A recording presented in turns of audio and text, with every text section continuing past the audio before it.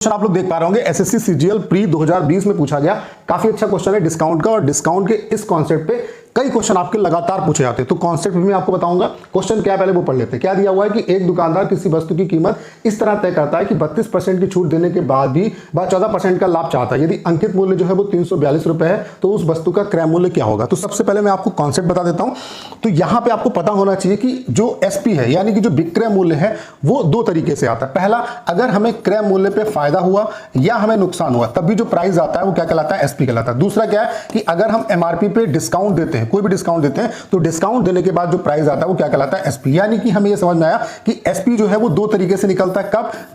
जब हमें सीपी पे फायदा होता है या नुकसान होता है तब भी जो वैल्यू निकल के आती है वो एसपी कहलाती है। उसके अलावा अगर हम एमआरपी पे डिस्काउंट देते हैं तब भी जो प्राइस आता है वो क्या कहलाता है, एसपी कहलाता है। अब फॉर एग्जांपल अगर मैं आपसे कहूं कि एक दुकानदार जो है वो 30% का डिस्काउंट देता है, उसके बाद भी उसे 15% का फायदा होता है, तो बताओ एमआरपी और सीपी का अनुपात क्या होगा, या सीपी और एमआरपी का अनुपात क्या होगा। तो आपको पता है कि 30% का डिस्काउंट दिया जाता है, तो डिस्काउंट किस पे दिया जाता है, एमआरपी पे। तो एमआरपी पे 30% का डिस्काउंट यानी कि 70/100, और 15% का फायदा हुआ है, फायदा या नुकसान किस पे होता है, सीपी पे। तो सीपी का 115/100 ये आपका विक्रय मूल्य आ गया। अब विक्रय मूल्य एक ही वस्तु के लिए तो बराबर होगा, तो 100 से 100 कैंसिल हो गया। तो यहां से हम कह सकते हैं एमआरपी बटे जो एसपी है इसका रेशियो, एमआरपी बटे जो सीपी है इसका रेशियो कितना जाएगा आपका, 115/70। तो ये 115 क्या है, 100 + 15, और यहां पे क्या है, 70 क्या है, 100 - 30। इसे हम क्या कह सकते हैं, ये प्रॉफिट था और ये आपका डिस्काउंट था। तो यहां पे हमने देखा कि जो प्रॉफिट है वो किस पे ट्रांसफर हो गया, वो एमआरपी पे ट्रांसफर हो गया, और जो आपका डिस्काउंट है वो किस पे ट्रांसफर हो गया, सीपी पे ट्रांसफर हो गया। तो यहां से एक इंपॉर्टेंट जो कॉन्सेप्ट है वो आपको समझ में आ जाना चाहिए